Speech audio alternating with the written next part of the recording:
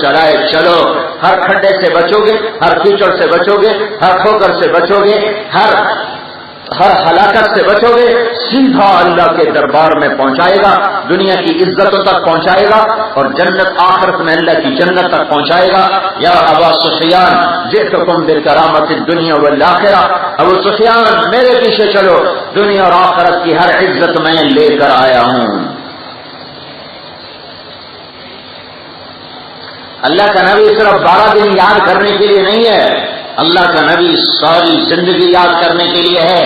حضرت امام حسین کی شہادت اور قربانی صرف 10 دن یاد کرنے کے لیے نہیں ہے، یہ ظلم عظیم ہے، وہ پل پل اور لمحہ لمحہ اور ہر قدم پر یاد کرنے کے قابل ہے کہ اللہ پر جان مال عزت آبرو کو لوٹا دینا یہ عین مطلوب ہے، یہ عین مطلوب ہے۔ اللہ کا راضی ہو جانا،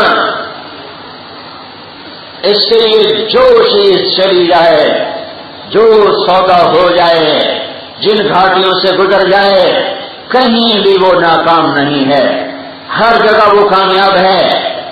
تو اللہ نے حضرت محمد صلی اللہ علیہ وسلم کو سارے عالم، سارے زمانوں، سارے انسانوں، سارے جنات کے لیے نبی بنا کر بھیجا۔ اور کل جمعہ ہے، اس دن پیر تھا، ربیع الاول، یہ مارچ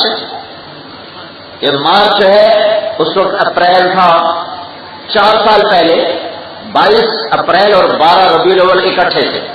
4 برس پہلے ہماری جماعت منڈی بہودین میں تھی، تو وہاں 22 اپریل اور 12 ربیع الاول اکٹھا آ گیا تھا۔ دن پیر کا نہیں تھا، دن ہفتے کا تھا، اگر وہ بھی اکٹھا ہو جاتا تو بالکل ایک بہت بڑا ایک وہ معجزہ سا ہو جاتا، کبھی ہوتا ہوگا دن اور رات کی گردش میں۔ تو 22 اپریل 571 عیسوی اور ادھر 12 ربیع الاول اور پیر کی صبح، اور ہندی مہینوں کے لحاظ سے 628 بکرمی، یکم جیٹھ، اپریل، ربیع الاول، پیر کی صبح کو 4:20 پر آپ دنیا میں تشریف لائے۔ 4:20 کیسے کہہ رہا ہوں کہ 22 اپریل کو مکے میں صبح صادق کا وقت 4:20 پر ہے۔ ممکن آپ کو اس وقت گھڑیاں چینیاں کتھوا کی جاتا ہے 4:20 آپ کو بڑھائی جاتا ہے، اپنے کو بڑھائی جاتا ہے۔ صبح صادق کا وقت آج معلوم ہو چکا ہے، سارے سال کی صبح صادق معلوم ہو چکی ہے۔ تو 22 اپریل مکہ میں جب صبح صادق ہوتی ہے تو 4:20 ہوتے ہیں، 18، 20، 22 ایسا وقت آگے پیچھے ہوتا رہتا ہے۔ تو اس لیے میں کہہ رہا ہوں 4:20 پر آپ دنیا میں تشریف لائے۔ بچے تو اور بھی پیدا ہوئے،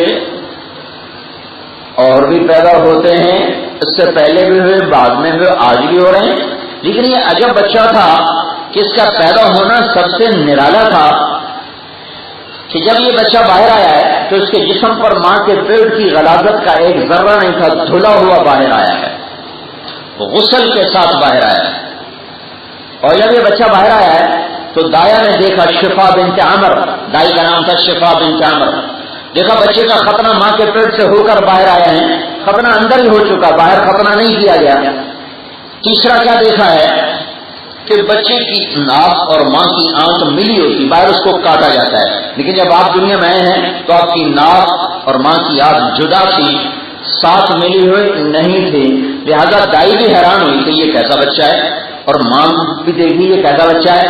ماں کے پہلو میں بچہ کو یوں لٹایا، جب اس بچے کو باہر آئے ہوئے 10 منٹ ہوئے ہوں گے، 5 منٹ ہوئے ہوں گے، 15 منٹ ہوئے ہوں گے، اس کے اندر کی کہانی ہے، اس سے آگے پیچھے کا زمانہ نہیں ہے، بس اتنا ہی ہوگا، 5 سے 10-15 منٹ ماں کی پہلو میں لٹایا، اس کو کپڑوں میں باندھا ہوگا، لپیٹا ہوگا، تو اس میں 10-15 منٹ لگ گئے ہوں گے، ماں کے پہلو میں لٹایا، یہ بچہ یوں پڑا ہوا ہے، اس کی کیا ہستی، اس عمر کے بچے کی کیا ہستی، کیا قوت، کیا طاقت کہ وہ ذرا بھی ہل سکے، لیکن جب دائی نے لٹایا اور چھوڑا تو آپ نے پوری طاقت سے کروٹ بدلی اور سجدے میں سر رکھ دیا، سجدہ کیا، ماں بھی ڈر گئی، دائی بھی ڈر گئی، بچہ سجدے میں ہے اور ماں بھی حیران، دائی بھی حیران ہے، پھر ایک دم بچے نے یوں سر اٹھایا، پورا سر اٹھایا، پورا سر اٹھا کر سیدھے ہاتھ کو یوں کیا اور شہادت کی انگلی کو ایسے اٹھایا.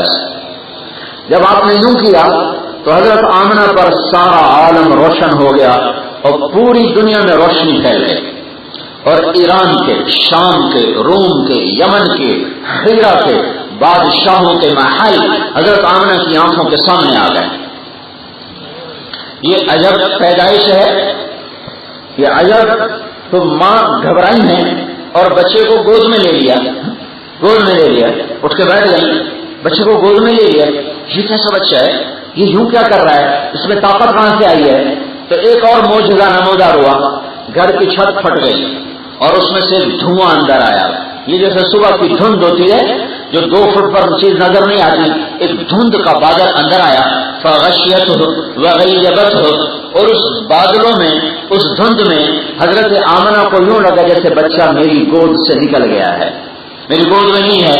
اور بادل کے اندر سے آواز آئی، طوفوا بہ مشارق الارض ومغاربہا، اس بچے کو مشرق مغرب شمال جنوب پھرا دو، لیعرفوا باسمہ ونعتہ وصورتہ، تاکہ کل کائنات کو پتہ چل جائے کہ یہی وہ ہے جس کا انتظار تھا ساری کائنات کو.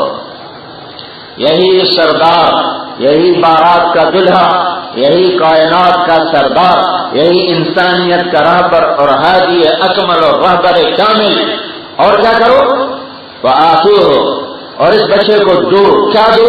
آدم کے اخلاق دو، شیش کی معرفت دو، نوح کی شجاعت دو، ابراہیم کی دوستی دو، اسماعیل کی قربانی دو، صالح کی فصاحت دو، لوط کی حکمت دو، یعقوب کی رضا دو، اسحاق کی، یعقوب کی بشارت، اسحاق کی رضا دو، یعقوب کی بشارت دو، یوسف کا حسن و جمال دو، موسیٰ کی شدت دو، یوشع کا جہاد دو، دانیال کی محبت دو، الیاس کا وقار دو، ایوب کا دل دو، داؤد کی مٹھاس دو، لہجے کی مٹھاس، یونس کی اطاعت دو، یحییٰ کا تقدس دو، عیسیٰ علیہم الصلوات والتسلیمات، عیسیٰ علیہ السلام کا زہد دو، اور تمام نبیوں کے اخلاق اس بچے کے اندر اتار دو.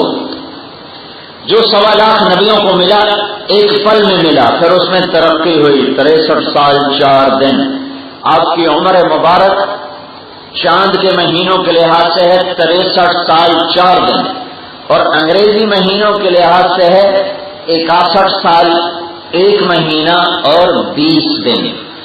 61 سال 1 مہینہ 20 دن، اور ایام کے لحاظ سے ہے 22,330 دن اور 6 گھنٹے. اس میں 23 برس جو ظہور نبوت تو آپ کو آدم علیہ السلام سے بھی پہلے مل گئی. ترمذی کی روایت ہے، ابو ہریرہ نے پوچھا یا رسول اللہ آپ کو نبوت کب ملی تھی؟ تو اس کا جواب تھا 40 سال. 40 سال کی عمر میں. ذرا اور تفصیل میں جاؤ تو 40 سال 6 مہینے 10 دن، 21 رمضان المبارک اور پیر کی رات، اور جبریل نمودار ہوئے انا انزلناہ فی لیلۃ القدر، رات کے وقت میں ظاہر ہوئے کہ اقرأ بسم ربک الذی خلق. لیکن آپ نے کیا جواب دیا؟ کنت نبیا وان آدم بین الروح والجسد. ابو ہریرہ ابھی آدم کی کہانی شروع نہیں ہوئی تھی کہ میں نبی بن چکا تھا. لیکن جو ظہور ہوا ہے وہ 23 سال 8,156 دن جو ظہور ہے. سارے عالم میں روشنیاں پھیل رہی تھیں، جانے کے بعد بھی موجود ہیں. جو اس کے پیچھے چلے گا وہ ان روشنیوں کو دیکھے گا. میں 1991 میں اردن گیا جماعت میں، ایک پہاڑی کے پاس سے گزرا، اوپر ایک بہت بڑا بنگلہ بنا ہوا تھا. تو عرب ساتھی نے کہا یہ آپ بنگلہ دیکھ رہے ہیں؟ میں کہا کہ یہ شاہ حسین مرحوم کے پائلٹ کا جو ذاتی جہاز اڑاتا تھا یہ اس کا بنگلہ ہے، یہ پچھلے سال انتقال کر گیا ہے. اس نے یہ شاہ حسین کے ساتھ گیا مدینہ، وہاں انہوں نے جالی کا دروازہ کھول کے اس کو اندر کھڑا کیا. اندر اندھیرا ہے، یہ سلام پڑھ رہے ہیں. تو اس پائلٹ کے دل میں آتا ہے وہ اللہ کا رسول کتنے اندھیرے میں پڑا ہوا ہے، یہ اس کو خیال آتا ہے. رات وہیں قیام ہے حج پہ گیا ہوگا یا کیسے گیا تھا؟ رات کو وہ پائلٹ خواب دیکھتا ہے کہ جہاں وہ سلام پڑھنے کے لیے جالی کے اندر گیا تھا وہ وہیں کھڑا ہوا ہے، اور جو روزے کی دیواریں ہیں، دیواروں میں دروازہ کوئی نہیں، ایسی گول دیوار ہے، اس میں کوئی دروازہ نہیں ہے، یہاں دروازہ، اس دیوار کو توڑا جائے گا اور اس میں عیسیٰ علیہ السلام کو دفن کیا جائے گا، ایک قبر کی جگہ ابھی موجود ہے۔ تو اس کے چاروں طرف جو دیوار ہے اس کی ایک ایک اینٹ ایسے روشن ہے جیسے سورج کی روشنی ہو، نور ہی نور کی لاٹیں بل رہی ہیں، لاٹیں، اور ایک غیب سے آواز آتی، دیکھو اللہ کا نبی روشنیوں میں ہے کہ اندھیروں میں ہے۔ اس خواب کو دیکھنے کے بعد اس نے توبہ کی، بادشاہ کی نوکری سے استعفیٰ دیا کہ میں اب تیری نوکری نہیں کر سکتا، جو تیرے ہاں ہوتا ہے میں اس کا ساتھ نہیں دے سکتا۔ پھر وہ واپس آ گیا، اس نے تبلیغ میں چلہ لگایا، چلے کے بعد اس نے پوری زندگی اللہ کے رسول کے طریقے پر گزارنا شروع کی۔ کچھ عرصے کے بعد ایک ایکسیڈنٹ میں اس کا انتقال ہو گیا۔ تو اللہ تعالیٰ کے رسول صلی اللہ تعالی علیہ وسلم کو اللہ تعالیٰ نے اس طرح پیدا فرمایا کہ سارے عالم میں ہلچل مچ گئی، ادھر آپ پیدا ہوئے، ادھر ساری دنیا کے بادشاہوں کے تخت الٹے ہو گئے، اور جو بادشاہ دربار سجا کے بیٹھے تھے ان کے تاج اڑ کر زمین پہ جا گرے، جتنے بت زمین پہ تھے بت خانوں میں اونھے منہ جا کر نیچے گرے۔ ایران کے بادشاہ، ایران کا مذہب آگ کی پوجا تھی، 1000 سال سے آگ جل رہی تھی جو کبھی نہیں بجھی تھی، ادھر آپ پیدا ہوئے ادھر وہ آگ بجھ گئی۔ اور ایران کے بادشاہ نوشیروان نے ایک محل بنایا تھا سنگ مرمر کا، سفید، وہ اتنا مضبوط محل تھا کہ اس میں سے کسی ایک پتھر کا توڑنا بھی ناممکن سا تھا، اتنا مشکل تھا۔ اس کے 14 بڑے بڑے برج، ایک دھماکہ ہوا اور زمین پہ جا گرے، سارے عالم میں ہلچل مچ گئی۔ تو نوشیروان کے دربان نے کہا حضرت 14 برج گر گئے۔ تھوڑی دیر گزری تو وہ آیا عبادت خانے کا بڑا ان کا پوپ پادری، کہا جی آگ بجھ گئی۔ تو نوشیروان تو ڈر گیا تھا، یہ کیا چکر ہے؟ کہ کوئی ہے آسمانی علم کا جاننے والا کوئی ہے؟ تو انہوں نے کہا ہیرا عرب بستی تھی، عرب شہر تھا، ایران کے تابع تھا، کہ وہاں ایک شخص ہے عبد المسیح ہے، کہ اسے بلواؤ۔ عبد المسیح کو بلوایا گیا، اس نے کہا بھائی یہ میرے ہاں ہوا ہے۔ اس نے کہا جی میں بھی نہیں جانتا ہوں، میرا ایک ماموں ہے وہ شام میں رہتا ہے، وہ بڑا عالم ہے، میں اس سے پوچھ کر آتا ہوں پھر آپ کو بتاتا ہوں۔ اس کا نام تھا سطیح عبد المسیح۔ اس کو ایمان نصیب نہ ہوا، مقدر کی بات، ہیرا فتح ہوا، یوسف موجود تھا اور یہ سب کچھ خبریں لانے والا تھا، ایمان نصیب نہ ہوا۔ وہ گیا اپنے ماموں کے پاس، تو اس کا ماموں اس وقت سکرات، موت کی نزع کی حالت میں تھا۔ تو اس نے اس کو جا کر نہ ہلایا کہ میں ہوں سطیح عبد المسیح ہوں، عبد المسیح آپ کا بھانجا عبد المسیح۔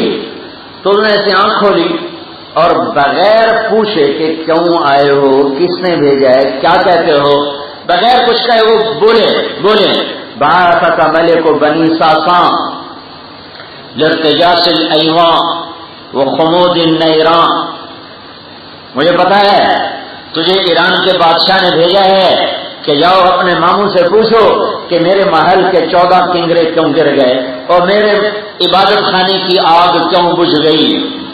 اتنی خبریں پہنچی ہوئی ہیں، ایک یتیم پیدا ہوا ہے اور ایسی ہلچل کائنات میں مچی ہوئی ہے۔ تو وہ اب سطیح عبد المسیح کو کہتا ہے کہ اپنے بادشاہ کو جا کر کہو اذا ظہر صاحب الحراوہ وکثرت التلاوہ وغادت بحیرۃ الصاوہ وفادت وادی السماوہ لیست الشام لسطیح الشام